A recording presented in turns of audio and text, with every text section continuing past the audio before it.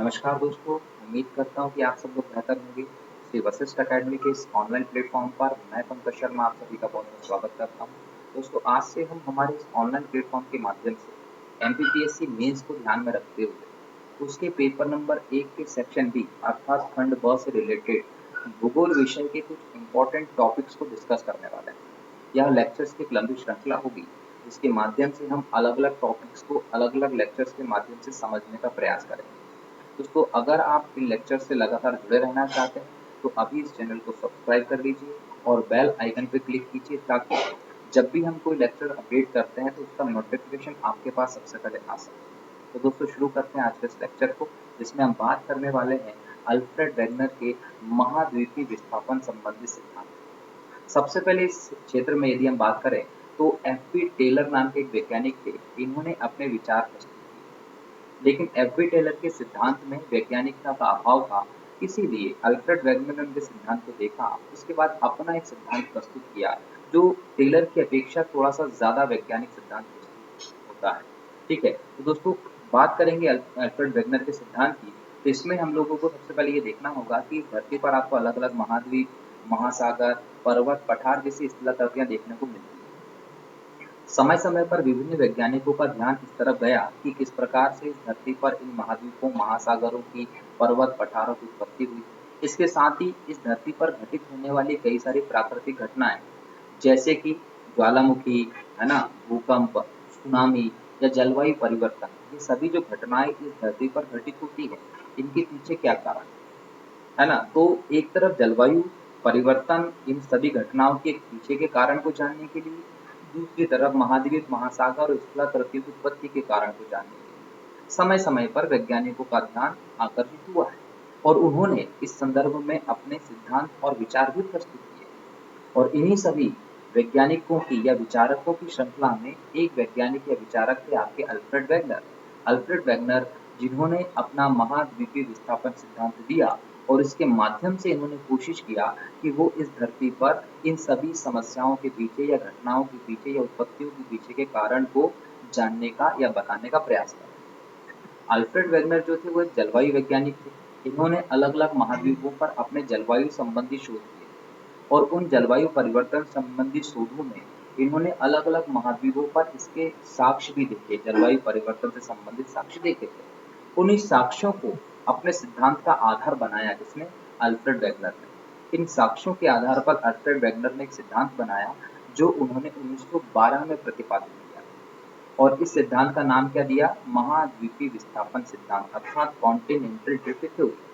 ये सिद्धांत दिया 1912 में था, लेकिन ये प्रकाश में कब आया? ये प्रकाश में आया 1922। सिद्धांत के माध्यम से अल्फ्रेड वेगनर ने कोशिश की कि वो कई इंपॉर्टेंट सवालों का उत्तर दे पाएँ। जैसे कि महाद्वीप टूटे कैसे? जो महाद्वीप जो है वो टूटे कैसे? टूटने के बाद महाद्वीप खिसके कैसे? और महाद्वीपों के खिसकने के बाद उनके बीच की जो दरार थी, वहाँ पर महासागर कैसे खुले? नए-नए महासागर खुले। महासागर खुलने के बाद उन्होंने साथ ही साथ इस समस्या पर या इस प्रश्न का भी उत्तर देने की कोशिश की कि जो महाद्वीप हैं, उनके किनारों पर किस प्रकार मोड़दार पर्वतों की उत्पत्ति हुई। मतलब अपने सिद्धांत के माध्यम से अल्फ्रेड वेगनर ने कई सारे सवालों का उत्तर देने की कोशिश की, भले ही वो महाद्वीपों के टूटने से संबंधित हो, खिसकने से संबंधित हो, महासागरों की उत्पत्ति से संबंधित हो या फिर मोड़दार पर्वतों की उत्पत्ति की बात ही क्यों ना हो। ठीक है? तो ये पूरा सिद्धांत एक कंप्लीट है, जिसके माध्यम से आपको कई सारे प्रश्नों का उत्तर देखने को मिलेगा। लेकिन जो सिद्धांत जो हम अल्फ्रेड वेगनर का देखने वाले हैं, इसमें हम सबसे पहले इस बात पे चर्चा करते हैं कि हमको क्या-क्या पढ़ना है।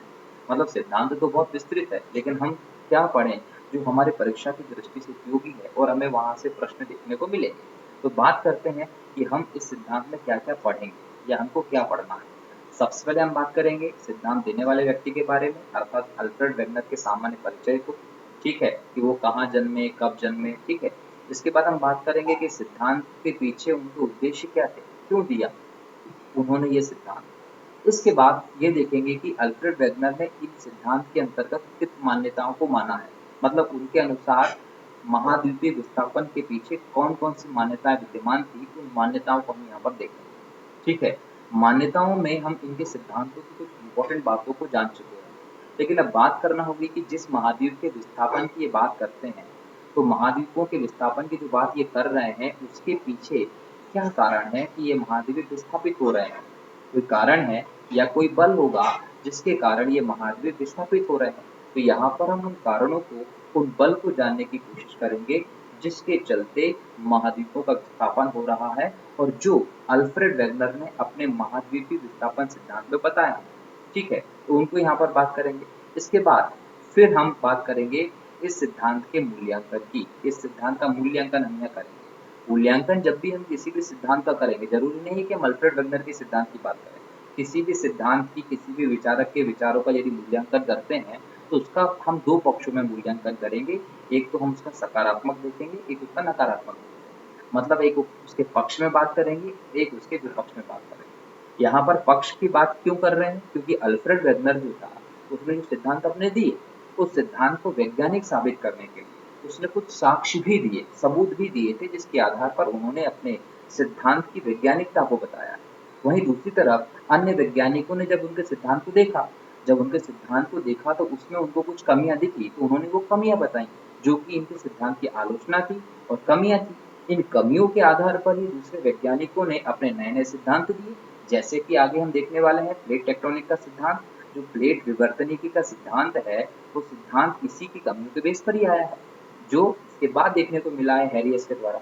तो कहीं ना कहीं अल्फ्रेड वेगनर के सिद्धांत में कुछ पक्ष की बातें होंगी जो उन्होंने अपने सिद्धांत को वैज्ञानिक साबित करने के लिए बात की, साक्ष्य दिए थे, और कुछ दूसरे वैज्ञानिकों के द्वारा इसके सिद्धांत की जो आलोचना की गई है, कमियां बताई गई हैं, हम उन दोनों को देखेंगे। जब हम इन दोनों को देख लेंगे तो इसका मतलब हो जाएगा कि हमने इसकी मूल्यांकन कर लिया है और मूल्यांकन के बाद हमें इनके सिद्धांत के संदर्भ में एक निष्कर्ष देना है। वो निष्कर्ष बेहतर होना चाहिए परीक्षा की दृष्टि से, तो उसको भी समझेंगे कि किस प्रकार का निष्कर्ष हमें देना है। तो ये 7 इम्पोर्टेंट टॉपिक्स रहेंगे जो हम इस सिद्धांत के अंतर्गत पढ़ने वाले हैं। ठीक है दोस्तों, तो एक एक करके इन सातों पॉइंट्स को डिस्कस करते हैं, एक के बाद एक क्या क्या कहा गया है, कहाँ कहाँ। ठीक है, इसको देखते हैं दोस्तों। सबसे पहले बात करते हैं अल्फ्रेड वेगनर के सामान्य परिचय। अल्फ्रेड वेगनर का जन्म 1 नवंबर 1880 को जर्मनी के बर्लिन शहर में हुआ, मतलब ये एक जर्मन नागरिक। ठीक है, इसके बाद इनकी मृत्यु 1930 में ग्रीनलैंड में हुई थी और इनकी प्रसिद्धि का कारण था कि ये एक जलवायुवेत्ता थे।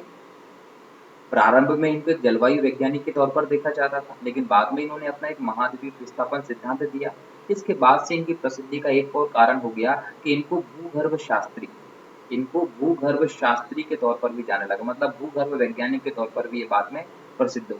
तो इनकी प्रसिद्धि के आप 3 आधार देख सकते हैं कि एक जलवायु वैज्ञानिक के तौर पर इन्होंने सिद्धांत दिए, दूसरा इनका इंपॉर्टेंट सिद्धांत रहा महाद्वीपीय विस्थापन सिद्धांत, और सिद्धांत के बाद से एक भूगर्भ शास्त्री के तौर पर भी जाने लगे। ये एक छोटा सा सामान्य परिचय अल्फ्रेड वेगनर के बारे में, फोटो में देख सकते हैं कि किस प्रकार से दिखते थे। ठीक है, तो ये उनका फोटो है। ठीक, इसके बाद हम बात करते हैं कि दूसरी बात होती है कि इनका उद्देश्य क्या था इस सिद्धांत को देने के पीछे। तो अल्फ्रेड वेगनर के जब हम सिद्धांतों की बात करते हैं तो 3 प्रमुख उद्देश्यों को देखते हैं। सबसे पहले तो ये कि चूंकि एक जलवायु वैज्ञानिक थे, तो इनका सिद्धांत जलवायु परिवर्तन की व्याख्या करना भी था। इन्होंने कोशिश की थी कि इस सिद्धांत के माध्यम से ये जलवायु परिवर्तन की व्याख्या करेंगे कि भाई अलग-अलग महाद्वीपों पर ये जलवायु के परिवर्तित स्वरूप क्यों दिखाई पड़ते हैं। दूसरा इनका उद्देश्य था कि ये चाहते थे कि जो महाद्वीप हैं और जो महासागर हैं, इनके बेसिन की अस्थिरता है, उसकी व्याख्या की जाए। मतलब महासागर और महाद्वीप जो हैं, ये खिसक रहे हैं, है ना? ये अस्थिर, ये खिसक रहे हैं। जो महासागर हैं, वो सिकुड़ भी रहे हैं और इस धरती पर कुछ नए महासागर जो है उनकी उत्पत्ति भी हो रही है। तो महासागरों का सिकुड़ना, महासागरों का बंद होना, नए महासागरों का खुलना, महाद्वीपों का खिसकना, ये जो पूरी अस्थिरता है, इस अस्थिरता की व्याख्या करना इनके सिद्धांत का एक इम्पोर्टेंट, कहीं ना कहीं बोल सकते हैं कि उद्देश्य था। और तीसरा उद्देश्य था कि इन्होंने देखा कि जो विभिन्न महाद्वीप हैं, उन पर विभिन्न प्रकार के लक्षण मिल रहे हैं। वो लक्षण जो है वो स्थल स्वरूप से संबंधित भी हैं, मतलब जो लक्षण है वो स्थल स्वरूप से संबंधित तो है ही, साथ ही साथ यहाँ पर अलग अलग प्रकार की जलवायु पेटियां भी मिलती हैं।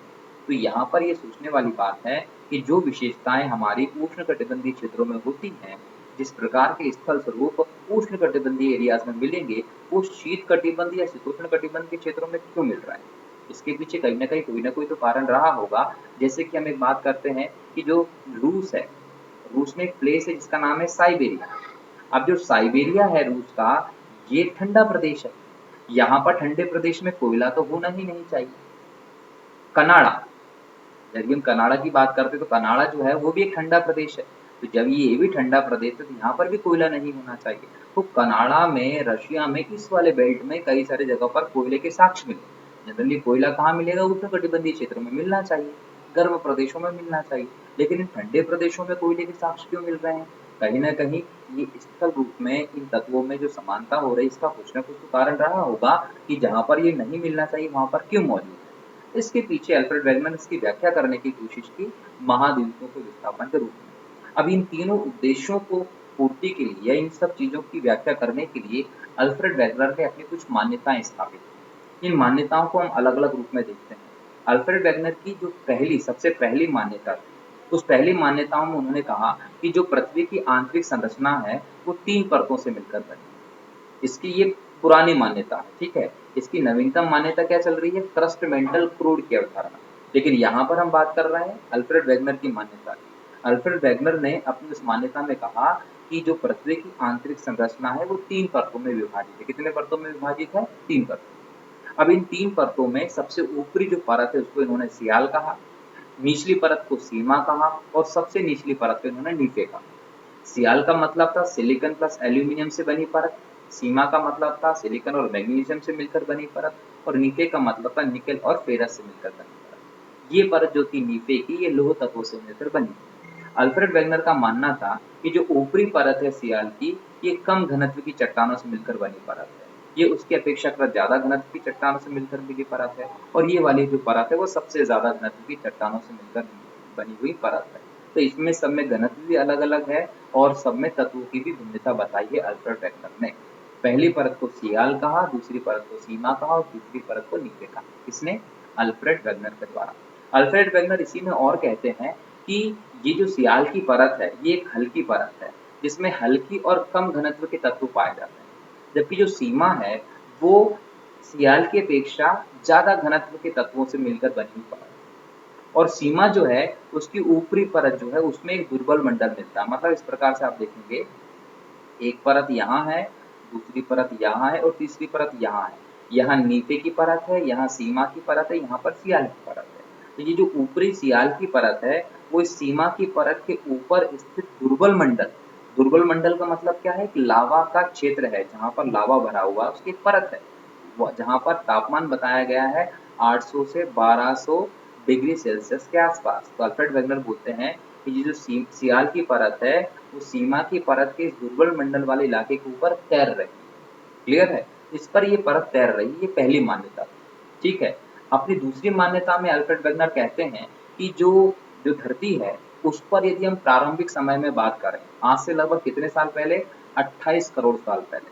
तो 28 करोड़ साल पहले इस धरती पर इतने सारे महाद्वीप और इतने सारे महासागर नहीं हुआ करते थे। अल्फ्रेड वेगनर ने अपनी दूसरी मान्यता में कहा कि प्रारंभ में जब हम कार्बोनिफेरस युग की बात करते हैं, लगभग 28 करोड़ साल पहले की बात करते हैं, इस पृथ्वी पर केवल एक विशाल भूखंड हुआ करता था। ये जो एक विशाल भूखंड हुआ करता था, इस भूखंड को हम नाम से जानते थे पेंजिया। किस नाम से जानते थे? पेंजिया के तौर पर। मतलब कि जो आज सारे के सारे आज द्वीप हैं, स्थल हैं, महाद्वीप हैं, सब स्थल स्वरूप को आप एक कर देंगे, तो वो एकीकृत रूप में प्रारंभ में धरती पर केवल एक ही विशाल महाद्वीप हुआ करता था। उसको उसको इन वेगनर साहब ने क्या नाम दिया? उसको वेगनर साहब ने नाम दिया पेंजिया। मतलब प्रारंभ में धरती पर पेंजिया नाम का एक विशाल महाद्वीप हुआ करता था। और इसके चारों तरफ का जो क्षेत्र है वो पानी वाला था। मतलब जल वाली राशि एक तरफ थी और स्थल वाली राशि एक तरफ थी। स्थल वाली राशि को इन्होंने पेंजिया नाम दिया और जो जलीय राशि एक तरफ हुई थी, इसको इन्होंने कहा पेंथालासा महासागर। तो एक महासागर पेंथालासा महासागर और एक महाद्वीप पेंजिया महाद्वीप इन्होंने अपने सिद्धांत में बताया। फिर बोलते हैं कि सेकंड स्टेप में, स्टेप नंबर 2 में, ये फर्स्ट स्टेप हो गई और सेकंड स्टेप की बात करें तो सेकंड स्टेप में अल्फ्रेड वेगनर कहते हैं कि आज से लगभग 18 करोड़ वर्ष पहले जब कार्बोनिफेरस युग का अंत हो रहा था, तो कार्बोनिफेरस युग का जब अंत हो रहा था, मतलब जुरेसिक युग के प्रारंभ के समय पे जो पेंजिया था, ये पेंजिया जो था ये बीच में से डिवाइड हो गया। पहले एक भूखंड जो पेंजिया था उसके बीच में से 2 भाग हो गए। मतलब यहाँ से इस प्रकार से इसमें एक दरार आ गई। ठीक है। अब ये पेंजिया में यहाँ पर विभाजन हो गया। एक ऊपर का इलाका बन गया, इसको उत्तर में हम लोग बोलेंगे उत्तर का क्षेत्र और इसको बोलेंगे दक्षिण का क्षेत्र। जो उत्तर का क्षेत्र बना इसको इन्होंने कहा लॉरेंशिया या फिर अंगारा लैंड, और दक्षिण के क्षेत्र को इन्होंने कहा गोंडवाना लैंड। तो पहले एक पेंजिया था, उससे अब 2 महाद्वीप बन गए, उत्तर का अंगारा लैंड या फिर लॉरेंशिया वाला क्षेत्र और दक्षिण का गोंडवाना लैंड का क्षेत्र, बराबर। और इन दोनों के बीच में जो दरार पड़ी, उस दरार में इन्होंने कहा कि जो पेंथालासा महासागर था, उस पेंथालासा महासागर का जल इस दरार में भरा गया, और उस दरार में जल के प्रवेश करने के बाद यहाँ पर 33 भूसन्नति या फिर 33 महासागर जो है उसका उद्भव हुआ। तो अब 2 चीजें आपको देखने को यहाँ पर मिल रही हैं। एक तो पेंजिया जो था वो 2 भागों में बढ़ गया, उत्तरी पेंजिया को अंगारा लैंड, दक्षिणी वाले को गोंडवाना लैंड कहा। इन दोनों के बीच की दरारों में महासागर का जल भराया, तो वहां पर 33 सागर की उत्पत्ति हुई, जो यहाँ पर बीच में मौजूद था 33 सागर, ठीक है। और शेष जल राशि जो मौजूद थी उसको इन्होंने अभी भी क्या कहा है, पेंथालासा महासागर ही कहा। तो दूसरी मान्यता के प्रथम चरण में इन्होंने इन चीजों की बात की। इसी दूसरी मान्यता में अल्फ्रेड वेगनर आगे कहते हैं कि ये जो पेंजिया बना था, जो अंगारा लैंड और गोंडवाना लैंड में विभाजित हो गया, इसमें कालांतर में और विभाजित हुआ। सबसे पहले जो विभाजन हुआ वो हुआ था गोंडवाना लैंड में। इस गोंडवाना लैंड में पहले विभाजन हुआ, और इस गोंडवाना लैंड के बीच में एक दरार पड़ी, बीच में से दरार पड़ी, इसका जो पश्चिमी हिस्सा था वो पश्चिम की तरफ खिसक गया। याद रखना है, अल्फ्रेड वेगनर ने कहा कि इस पेंजिया में एक दरार पड़ी और इसका जो पश्चिम का इलाका था ये पश्चिम की तरफ खिसक गया।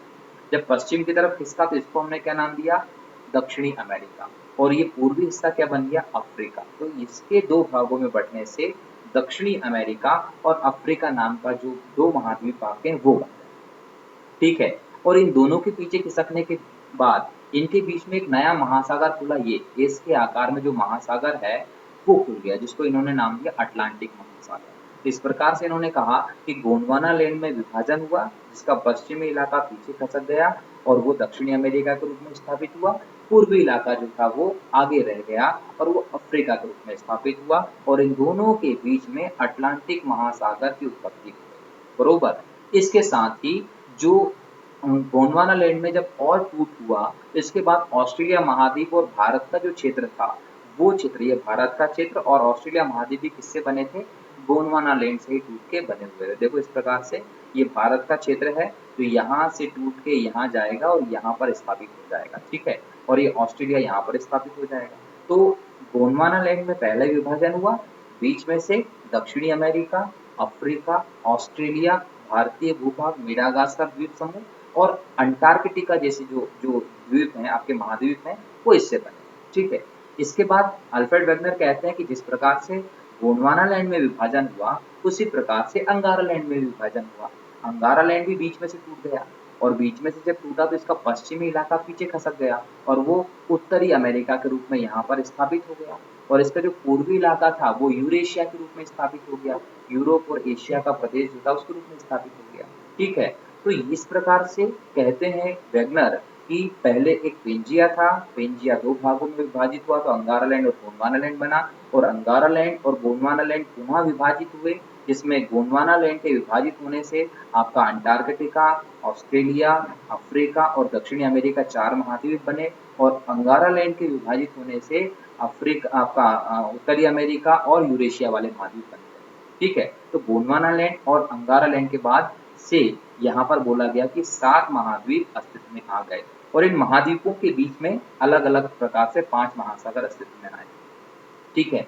आखिरी में कहते हैं अल्फ्रेड वेगनर कि जो गोंडवाना लैंड और जो जो पेंथालासा महासागर था, इसके जो अवशेष बचे थे, जो इनका अवशिष्ट भाग बचा था, वो आज कहीं ना कहीं बोल सकते हैं कि अंटार्कटिका के तौर में और प्रशांत महासागर के तौर पर अवस्थित है। मतलब जो पेंथालासा महासागर था उसका जो शेष भाग बच गया वो आज प्रशांत महासागर है, और गोंडवाना लैंड का जो शेष भाग बच गया था दक्षिण में खिसककर वो अंटार्कटिका महाद्वीप के तौर पर स्थापित हो। इस प्रकार से अपनी मान्यताओं के माध्यम से अल्फ्रेड वेगनर ने बताया कि किस प्रकार से जुरैसिक युग, कार्बोनिफेरस युग के बाद से क्रमशः धीरे धीरे करके महाद्वीपों का विभाजन हुआ। एक पेंजिया था और उसके बाद से 7 अलग अलग महाद्वीपों का बनना, और एक पेंथालासा महासागर के बाद अनेक महासागर और सागरों की उत्पत्ति की जो बात थी, वो अपने सिद्धांत के माध्यम से, अपनी मान्यताओं के माध्यम से अल्फ्रेड वेगनर ने बताने का प्रयास किया, ठीक है। इसके बाद हम बात करें तो अल्फ्रेड वेगनर ने एक और बात बोली अपनी मान्यताओं में, मान्यता नंबर 3 में अल्फ्रेड वेगनर कहते हैं कि जब ये सारे भूखंड, जैसे उत्तरी अमेरिका इधर पीछे खिसका, दक्षिणी अमेरिका इधर पीछे खिसका, तो जब ये भूखंड पश्चिम की तरफ खिसक रहे थे, तो जो फोर्स था पूरा पूरा ये पश्चिम में पड़ गया। ठीक है, जब ये सारे के सारे भूखंड जो थे वो पश्चिम की तरफ खिसक रहे थे, तो पश्चिम की तरफ खिसकने के संदर्भ में जो पूरा फोर्स था वो इस भूखंड पे पड़ता है, यहाँ पर इनके पश्चिम भाग में। तो चूंकि पश्चिम में खिसकते खिसकते पश्चिम में पूरा फोर्स पड़ा, तो पश्चिमी किनारों पर एंडीज और रॉकीज जैसी जो इम्पोर्टेंट पर्वत हैं, वलित पर्वत हैं, उनकी उत्पत्ति। तो वलित पर्वतों की उत्पत्ति जो इन महासागरों महाद्वीपों के किनारों पर हुई है, उसकी उत्पत्ति के पीछे अल्फ्रेड वेगनर क्या कहते हैं कि जब ये महाद्वीप पश्चिम की तरफ खिसके, तो पूरा के पूरा जो फोर्स था वो पश्चिम की तरफ पड़ा और पश्चिमी किनारों की जो चट्टानें थी वो वलित पर्वत के तौर पर स्थापित हुई। इस प्रकार से अपनी तीसरी मान्यता के माध्यम से अल्फ्रेड वेगनर जो है वो इन महाद्वीपों के किनारे पर मोड़दार पर्वतों की उत्पत्ति, इसकी मोड़दार पर्वतों की उत्पत्ति को भी समझाने का प्रयास करते हैं। तो ये अल्फ्रेड वेगनर की 3 मान्यताएं थी जो उन्होंने अपने महाद्वीपीय विस्थापन सिद्धांत में बताने की कोशिश की। ठीक है, इसके बाद हम देखते हैं कि अल्फ्रेड वेगनर जो थे उन्होंने इन महाद्वीपों के टूटने, कि भाई जो पेंजिया है वो कैसे टूटा, उसके बाद अफ्रीका और ये जो महाद्वीप अलग अलग टूटकर दूर गए हैं, ये कैसे टूटे। जब इसकी बात कही तो अल्फ्रेड वेगनर कहते हैं कि इनके टूटने में 2 प्रकार के बल काम कर रहे हैं। कितने प्रकार के बल काम कर रहे थे? 2 प्रकार के बल। एक बल को इन्होंने कहा टाइडल फोर्स या ज्वारीय बल, और दूसरे बल को इन्होंने कहा उत्प्लावन बल या भूमध्य क्षेत्र रेखीय जो क्षेत्र है वहां पर जो फोर्स जनरेट हुआ वो। अगर हम पहले बल की बात करें ज्वारीय बल की, तो अल्फ्रेड वेगनर कहते हैं टेलर के भांति, जिस प्रकार टेलर ने कहा था कि चंद्रमा की उत्पत्ति पृथ्वी से ही हुई है, तो जो वेगनर हैं वो भी कहते हैं कि चंद्रमा की उत्पत्ति पृथ्वी से हुई और प्रारंभ में जो चंद्रमा है वो पृथ्वी के पास था, धीरे धीरे दूर जा रहा है, तो पृथ्वी के पास में था प्रारंभ में चंद्रमा, और चंद्रमा जब पृथ्वी के पास था तो पृथ्वी पर उसका गुरुत्वाकर्षण बल भी ज्यादा लग रहा था, ज्वारीय बल भी ज्यादा लग रहा था। उस ज्यादा ज्वारीय बल के कारण चंद्रमा जो है उसके जो ज्यादा गुरुत्वाकर्षण या ज्वारीय बल पृथ्वी पर लग रहा था, उसके कारण जो सियाल के टुकड़े थे, ऊपरी परत के जो टुकड़े थे वो पश्चिम की तरफ खिसकने लगे। ठीक है, इस प्रकार से उन्होंने कहा कि पश्चिम की तरफ जो महाद्वीपों का खिसकाव हुआ है वो ज्वारीय बल के कारण हुआ है चंद्रमा। ठीक है, फिर उन्होंने कहा कि भूमध्य रेखीय क्षेत्र में जो उत्प्लावन बल बना उसके कारण जो है वो उत्तर से दक्षिण वाले जो महाद्वीप हैं उनका खिसकाव हुआ। कैसे? इन्होंने कहा कि पृथ्वी जब शुरू में थी तो बहुत तेज गति से घूम रही थी, मतलब आज से 28 करोड़ साल पहले, 18 करोड़ साल में पृथ्वी आज की अपेक्षा बहुत तेजी से घूम रही थी। जब बहुत तेजी से घूम रही थी तो ऐसे में सेंट्रीफ्यूगल फोर्स बहुत ज्यादा था, और सेंट्रीफ्यूगल फोर्स बहुत ज्यादा था तो गोंडवाना लैंड और अंगाला लैंड वाले जो इलाके थे वो भूमध्य रेखा की तरफ खिसकने लगे। अब भूमध्य रेखा की तरफ खिसकने लगे थे, इसीलिए कहीं न कहीं इनकी स्थिति में परिवर्तन देखने को मिलता है। तो एक प्रकार से उत्तर से दक्षिण खिसकाव को उन्होंने इस प्रकार से सेंट्रीफ्यूगल फोर्स ज़्यादा होने के कारण उत्प्लावन बल के चलते बताया, और दूसरी तरफ इन्होंने ज्वारीय बल के आधार पर पश्चिम की तरफ महाद्वीपों के खिसकाव की बात की। मतलब ये कि इन 2 बलों के आधार पर अल्फ्रेड वेगनर अपने महाद्वीपीय विस्थापन सिद्धांत के अंतर्गत महाद्वीपों के खिसकने के बारे में बताने का प्रयास करते हैं। ठीक है, ये तो इनके बलों की बात हो गई, लेकिन अब जो है इनके साक्ष्यों की बात करते हैं कि अल्फ्रेड वेगनर ने अपने सिद्धांत को वैज्ञानिक प्रस्तुत करने के लिए या वैज्ञानिक प्रूफ करने के लिए कौन-कौन से साक्ष्यों की बात की थी। तो सबसे पहले इन्होंने कहा कि देखो, आप जो है विभिन्न स्थल खंडों को यदि एक साथ मिलाते हैं तो ये एक साथ वापस मिल जाएंगे। एक साथ वापस मिलने का आधार ये हो गया कि कहीं न कहीं ये पहले वहीं से अलग हुए थे, इसीलिए वहाँ पर अच्छे से जुड़ पाए। जैसे कि इन्होंने कहा कि ये दक्षिण अमेरिका का पूर्वी किनारा और अफ्रीका का पश्चिमी किनारा, इसको आप एक साथ अगर ऐसे जोड़ देते हैं तो ये एकदम से चिपक जाएगा, मतलब पूरा सेट हो जाएगा। इसका मतलब ये था कि ये यहीं से अलग हुआ होगा, इसलिए ये एक साथ ऐसे चिपक पा रहा है। उसी प्रकार से उत्तरी अमेरिका और इधर के जो आइलैंड्स हैं और यूरोप का जो पश्चिमी इलाका है यूरेशिया को, इसको आप एक साथ मिलाओगे तो ये भी पूरा पूरा एक साथ सेट हो जाएगा। इसका मतलब ये था कि ये पहले एक साथ जुड़े हुए थे जहाँ से ये अलग होकर चलेगा, इसलिए इनको हम वापस जोड़ पा रहे हैं।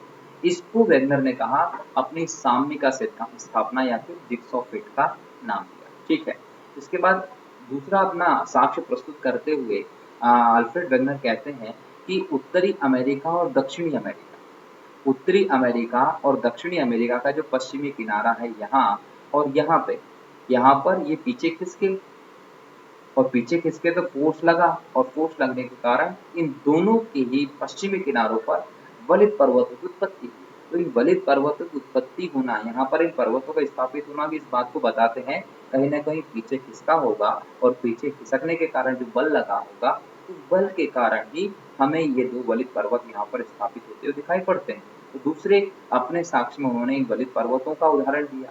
तीसरे नंबर पर अल्फ्रेड वेगनर कहते हैं कि जो दक्षिण अमेरिका है, उसके पूर्वी तट और अफ्रीका का पश्चिमी तट, मतलब दक्षिण अमेरिका का ये जो पूर्वी तट है और अफ्रीका का जो पश्चिमी तट है, इन दोनों तटों की जो चट्टानें हैं, वो चट्टानों और भूगर्भिक संरचना में समानता है। अब इन दोनों में समानता क्यों है? कभी न कभी एक साथ रहे होंगे तभी ना इनका डीएनए मैच हो रहा है, इनमें समानता है। अगर ये दोनों एक नहीं थे, अलग-अलग ही थे शुरू से, इसका मतलब ये था कि इसमें समानता नहीं होनी चाहिए थी। लेकिन अगर इनकी आकृति एक जैसी मिल रही है, तत्वों में समानता है, संरचना में अगर समानता है, इसका मतलब ये दोनों पहले एक साथ थे और अलग हुए थे किसी न किसी वजह से। और वजह क्या थी? उत्प्लावन बल और ज्वारीय बल के कारण। ठीक है। चौथा अपना साक्ष्य बताते हैं कि ब्राज़ील के बेलन नामक क्षेत्र में जो सोने की चट्टानें मिलती हैं, उसी प्रकार के सोने के कण चट्टानें घाना के अफ्रीका में मिलती हैं। तो घाना अफ्रीका में और ब्राज़ील से यदि वो सोने की चट्टानों के कण एक जैसे मिल रहे हैं, इसका मतलब कहीं न कहीं हम मान सकते हैं कि दोनों पहले एक थे और बाद में अलग हो गए। पाँचवा अपना साक्ष्य प्रस्तुत करते हुए कहते हैं कि साइबेरिया में, कनाडा में और अंटार्कटिका में कोयले मिलना। भई अंटार्कटिका दक्षिणी ध्रुव पर है। ठीक है। इसके अलावा जो कनाडा है, जो साइबेरिया है, ये आर्कटिक प्रदेश में ठंडे प्रदेश में आता है और ठंडे प्रदेश में वहाँ पर तो इतनी बड़ी मात्रा में वन है ही नहीं और जहाँ पर वन नहीं है, वहाँ पर कोयला कैसे हो सकता है? तो इसका मतलब ये था कि वहाँ पर कोयला तो मिलना नहीं चाहिए क्योंकि कोयला तो वनों के कारण होता है और वन जो होते हैं वो इम्पोर्टेंटली आपको उष्णकटिबंधीय क्षेत्र में देखने को मिलते हैं। तो यहाँ पर वन नहीं होना चाहिए और वन नहीं होंगे तो नीचे कोयला दबा नहीं होना चाहिए। तो यहाँ के अंदर कोयला कैसे दबा होगा?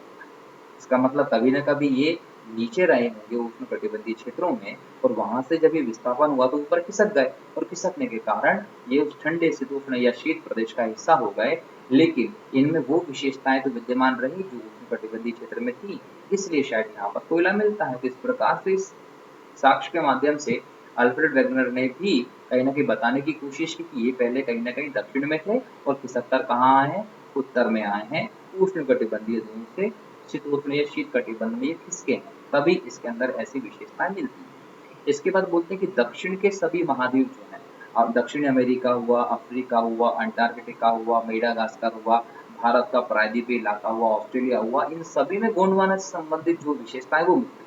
क्यों मिलती हैं भई? कभी न कभी गोंडवाना का ही हिस्सा रहे होंगे जो टूट के अलग-अलग महाद्वीपों में, द्वीपों में बँट गया। इसलिए शायद इनके अंदर एक जैसी विशेषताएँ मिलती हैं।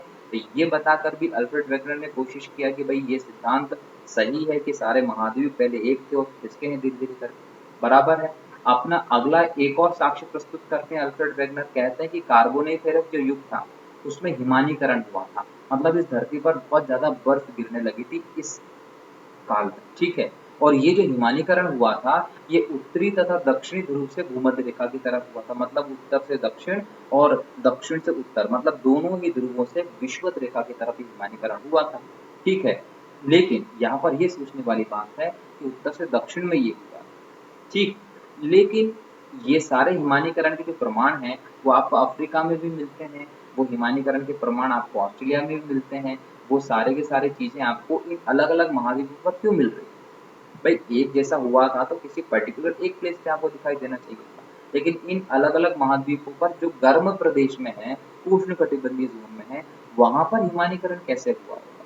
वहाँ पर तो होना नहीं चाहिए था। इसका मतलब ये भी एक प्रॉब्लम है कि भई यहाँ पर अगर इस प्रकार के साक्ष्य मिल रहे हैं, तो ये सभी पहले एक रहे होंगे, हिमानीकरण हुआ होगा, बाद में ये अलग हो गए, तो सब पर उस हिमानीकरण के कहीं न कहीं सबूत आज भी मौजूद हैं। इस सिद्धांत के माध्यम से अल्फ्रेड वेगनर ने बताने का कोशिश किया। तो ये भी एक साक्ष्य था, जिससे ये प्रूव होता है कि भाई पहले सभी एक साथ थे, एकीकृत रूप में थे और बाद में अलग-अलग हुए थे। एक और इन्होंने उदाहरण दिया कि जो कैरेबियन सागर है, मतलब वेस्ट इंडीज़ वाला इलाका जो है उत्तरी अमेरिका के पूरब में, वहाँ पर कैरेबियन सागर में कैरेबियन द्वीप हैं, तो वो कहीं न कहीं पूर्व में है अमेरिका के। इसके बाद दक्षिण पूर्व एशिया में आपको छोटे-छोटे से द्वीप देखने को मिलते हैं, है ना? मालदीव-वालदीव के आगे वाले जब आप जाते हैं साउथ ईस्ट एशिया में, इंडोनेशिया और आस-पास के, तो वो जो छोटे-छोटे से आइलैंड्स हैं, वो भी पूर्व में हैं। इसके अलावा जापान और यहाँ पर जो आपको आइलैंड्स देखने को मिलते हैं आगे के, तो वो वहाँ के जो आइलैंड्स हैं, वो भी पूर्व में हैं। तो ये सारे आइलैंड्स पूर्व में हैं, इसका मतलब ये था कि जो महाद्वीप हैं वो पश्चिम में खिसकते चले गए। इनके छोटे-छोटे से जो भाग थे वो टूट के जो अलग होते चले गए, वो यहाँ पर शेष रह गए और बाकी बड़े-बड़े भाग पीछे खसक गए। मतलब बड़े भाग पीछे खिसके तो छोटे-छोटे से जो भूमि के टुकड़े हैं वो टूट-टूट के आगे की तरफ रह गए और वो आज आइलैंड्स के रूप में स्थापित हैं और सभी पूर्व में हैं क्योंकि महाद्वीप पश्चिम में खिसक रहे थे, तो जो द्वीप हैं वो पूर्व में रह गए। तो इस प्रकार से भी इन्होंने बताने की कोशिश की कि भाई महाद्वीप पश्चिम में किसके हैं। इसके बाद इन्होंने एक और बात बोली कि जो आपका अंध महासागर है, वहाँ पर पर्वत हैं, कैलिडोनियन और हार्सनियन। इन पर्वतों के क्रमों में समानता मिलती है, याद रखना है। पश्चिम किनारे पर एक और पूर्वी किनारे पर, तो इन दोनों किनारों पर समानता क्यों हो रही है? इसके अलावा यदि हम बात करते हैं, तो यहाँ पर जो इसका पूर्वी किनारा है, ठीक है? और इस यूरेशिया का जो पश्चिमी किनारा है, इन दोनों की चट्टानों में भी एक समानता दिखाई पड़ती है। इसका मतलब पहले ये भी एक थे और बाद में अलग हुए हैं। अगर अलग हुए हैं तभी इनमें समानता है, वरना इनमें भी समानता नहीं होनी चाहिए थी। और एक सबसे बड़ा एग्ज़ाम्पल इनका देखने को मिलता है इस जानवर के बारे में, ठीक है? इन्होंने कहा कि फ्लेमिंगो नाम का छोटे-छोटे जंतु होते थे। वो इस बोल सकते हैं स्कैंडिनेविया जो प्रदेश है, यहाँ पर वो मिलते थे। इस प्रदेश में क्या करते थे कि ये जानवर पश्चिम की तरफ दौड़ते थे। अब पहले क्या था कि पश्चिम में सागर था नहीं, तो ये पूरे आर्कटिक प्रदेश में से चक्कर लगाया करते थे। लेकिन वर्तमान में ये देखा जा रहा है कि ये जानवर पश्चिम की तरफ अभी भी दौड़ रहे हैं और दौड़ के इस सागर वाले क्षेत्र में गिरते जा रहे हैं। भाई इनकी एक प्रवृत्ति है पश्चिम की तरफ दौड़ने की, तो पहले जब ये सारे के सारे स्थल खंड क्या थे? एक थे। तो स्थल खंड जब एक थे तो सभी के सभी ऐसे आर्कटिक क्षेत्र में दौड़ते रहते थे, चक्कर लगाते रहते थे। लेकिन अब क्या हुआ कि स्थल खंड अलग-अलग हो गए। जब अलग-अलग हो गए तो पश्चिम में एक महासागर खुल गया। महासागर खुल गया तो इनको नहीं पता, तो ये क्या करते हैं पश्चिम की तरफ दौड़ते जाते हैं और इस पानी वाले क्षेत्र में गिरते जाते हैं। लेकिन दौड़ते पश्चिम में ही हैं।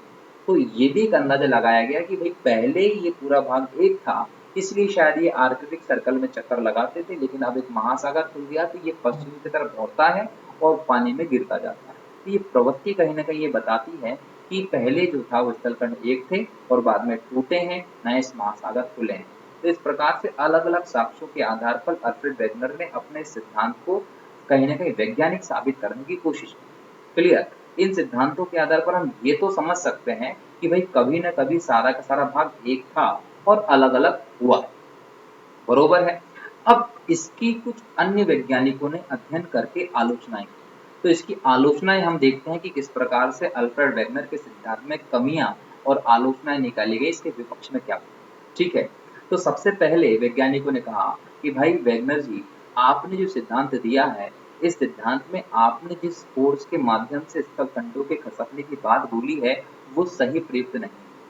क्योंकि जिस फ़ोर्स की आप बात कर रहे हैं, उसमें आप कह रहे हैं कि चंद्रमा के और सूर्य के ज्वारीय बल के कारण महाद्वीप जो है वो पश्चिम की तरफ खिसके हैं।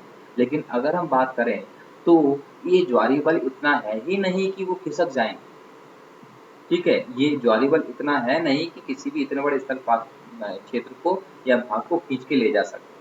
अगर इस भाग को खिसकाना है, तो आज की तुलना में इतने गुना ज़्यादा गुरुत्वाकर्षण होना पड़ेगा चंद्रमा का, तब जाके इन भागों को वो बल खींचने में सक्षम हो पाएगा, ठीक है? तो कहीं न कहीं अगर इतना बल होगा तो सक्षम हो पाएगा, तो जिस बल की आप बात कर रहे हैं वो इसमें है ही नहीं कि वो इन स्थलखंडों को खींच पाए या खिसका पाए। और अगर इतना बल हो भी जाता है और वो स्थलखंडों को खींचता भी है, तो 1 वर्ष के भीतर ही सब कुछ चीज़ें जो रहेंगी उसको वो खिसका में चिपका देगा वापस। तो इससे तो सब के सब वापिस जुड़ने चाहिए थे स्थल भाग अभी तक। तो अलग-अलग कैसे हो रहा है? और इस बल से पॉसिबल ही नहीं है कि पश्चिम की तरफ इतने बड़े-बड़े स्थलखंड खसक जाएँ।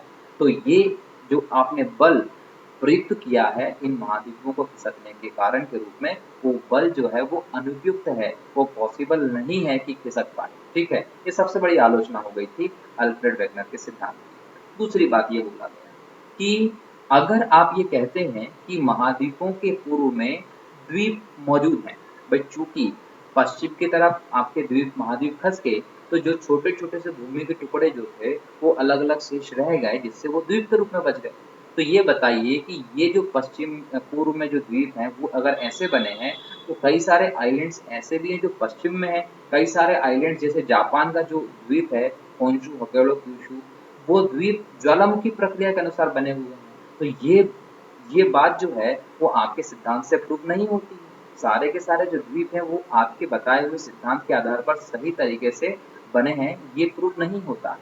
आपने कुछ ही द्वीप आपके सिद्धांत के अनुसार बनने के लिए वैज्ञानिक आधार पाते हैं, लेकिन शेष द्वीपों का क्या, वो किस प्रकार बने हैं उसकी व्याख्या आपने नहीं की है। दूसरी बात हो रही है कि इन सिद्धांतों के अंतर्गत जो महाद्वीप खिसके हैं उसके लिए आपने भूगर्भिक किसी भी बल की बात नहीं की, तो ये भी एक आलोचना का विषय बन गया। ठीक है, तो चौथी आलोचना ये की गई कि भाई ठीक है, आपने बोला कि पश्चिम की तरफ खिसके, इसीलिए कहीं न कहीं इस प्रकार के पर्वतों का निर्माण हुआ। तो ये आपने उत्तर से दक्षिण पर्वतों के निर्माण की बात कर ली, लेकिन पूरब से पश्चिम की तरफ जो पर्वत विकसित हैं, उन पर्वतों के निर्माण के संदर्भ में आप चुप हैं, वो कैसे हुए उसके संदर्भ में मैं आपका सिद्धांत कुछ नहीं कहता। इसके अलावा अल्फ्रेड वेगनर ने महाद्वीपों के प्रवाह के लिए कोई निश्चित दिशा की बात नहीं की है, निश्चित तिथि की बात नहीं की है, इस पे भी उन्होंने क्लियर कोई बात नहीं बोली है। और ये भी नहीं बताया कि कार्बोनिफेरस युग से पहले जो पेंजिया था वो किस बल पर स्थिर था, पहले क्यों नहीं टूटा वो, ये जो बल अचानक आपके लगे हैं वो अचानक से कैसे लगने लगे, इस संदर्भ में भी अल्फ्रेड वेगनर चुप रहे, उन्होंने कुछ नहीं कहा। इसके अलावा एक और इनकी आलोचना हुई कि जो विभिन्न अंध महासागर के पूर्वी और पश्चिमी तट की उन्होंने बात की, अगर उन तटों को पूरी तरीके से मिलाया जाए तो पूरी तरीके से वो बंद भी नहीं होगा। कहीं न कहीं लगभग-लगभग इसमें कहीं न कहीं बोल सकते हैं कि प्रॉब्लम्स हैं। मतलब इनकी जो भूगर्भिक बनावट है वो कहीं न कहीं मेल नहीं खा रही है, पूरी तरीके से ये चिपक नहीं पाएँगे।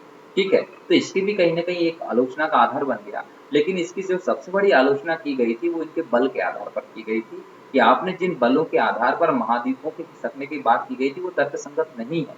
और ये सबसे बड़ी आलोचना रही अल्फ्रेड वेगनर के महाद्वीपीय सिद्धांत के को लेकर। लेकिन दोस्तों एक बात ध्यान रखना है कि अल्फ्रेड वेगनर का सिद्धांत भले इतनी आलोचना की गई, लेकिन इस सिद्धांत ने कहीं न कहीं वैज्ञानिकों को सोचने के लिए मजबूर कर दिया। इस सिद्धांत में जो इन्होंने साक्ष्य प्रस्तुत किए, उन साक्ष्यों के आधार पर, प्रमाणों के आधार पर ये तो सिद्ध हो जाता है कि किसी न किसी समय सभी महाद्वीप आपस में जुड़े थे। कमी कहाँ हुई? कमी यहाँ हुई कि इनके द्वारा जो खिसकने के पीछे बल दिया गया था, वो बल वैज्ञानिकों के द्वारा स्वीकार्य योग्य नहीं रहा।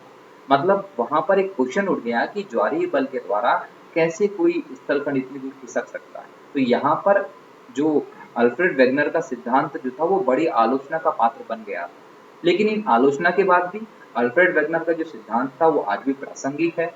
जिन्होंने इस बात को बताया कि भाई कहीं न कहीं महाद्वीप पहले एक थे और बाद में अलग हो गए। इस बात की जानकारी तो हमको अल्फ्रेड वेगनर के सिद्धांत से ही पता चलती है, इसके अलावा कोई सिद्धांत आया नहीं था जिससे हमको सबसे पहले इसके बारे में पता चला। जहाँ बल की बात हुई, वहाँ दूसरे वैज्ञानिक जो थे उन्होंने इस बात पे फ़ोकस किया कि जो कॉन्टिनेंट खसके हैं, जो ड्रिफ्टिंग हुई है, महाद्वीपों का जो विस्थापन हुआ है, वो किस बल के कारण खिसका। तो आगे के वैज्ञानिकों ने इस पे शोध करने की जगह कि महाद्वीप खिसके नहीं खिसके, उन्होंने इस बात पे तो विश्वास कर लिया कि महाद्वीप खिसके थे। लेकिन बल को लेकर वो संतुष्ट नहीं थे, तो उनकी जो भी शोध हुआ, जो भी उनके विचार आए, वो उस बल को लेकर आए, जिससे ये सारे के सारे कॉन्टिनेंट्स, महाद्वीप एक-दूसरे से दूर खिसके थे। और इन्हीं सिद्धांतों के संदर्भ में सबसे व्यावहारिक, सबसे मान्य सिद्धांत जो माना गया, वो प्लेट टेक्टोनिक का सिद्धांत माना गया। और जो प्लेट टेक्टोनिक का सिद्धांत है, वो किसके आधार पर आया? वैगनर के सिद्धांत के आधार पर ही आया। मतलब कि प्लेट टेक्टोनिक के सिद्धांत देने के लिए जो महाद्वीपीय विस्थापन सिद्धांत था अल्फ्रेड वेगनर ने उसका मार्ग प्रशस्त किया है। उस सिद्धांत का अग्रगामी है वेगनर का सिद्धांत, क्योंकि अगर वेगनर का सिद्धांत नहीं होता तो कहीं न कहीं इस बात पर ही विचार करते रह जाते कि महाद्वीप खिसके थे कि नहीं खिसके। ठीक है, लेकिन महाद्वीप खिसकने की चीज़ को वेगनर ने प्रूव कर दिया। जहाँ बल में कमी आई, तो उस बल के लिए बाद में प्लेट टेक्टोनिक की थ्योरी हुई, जिसके माध्यम से इस बात को क्लियर कर दिया गया कि महाद्वीप जो है वो किस बल से खिसके थे।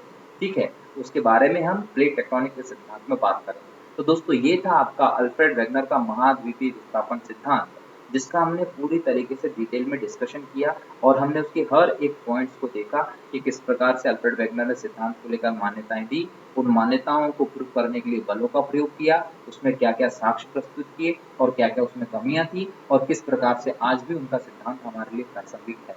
दोस्तों अगले लेक्चर में हम लोग बात करेंगे महासागर तलीय प्रसरण सिद्धांत, ठीक है? इसी प्रकार से डिटेल में उसको भी डिस्कस करेंगे। आप इस चैनल को सब्सक्राइब कीजिए, बेल आइकन पे क्लिक कीजिए ताकि जैसे ही वो लेक्चर अपडेट होता है, आपके पास नोटिफ़िकेशन आ जाए और आप उसको अच्छे से देख सकें। तो दोस्तों तब तक के लिए धन्यवाद। जय हिंद, जय भारत।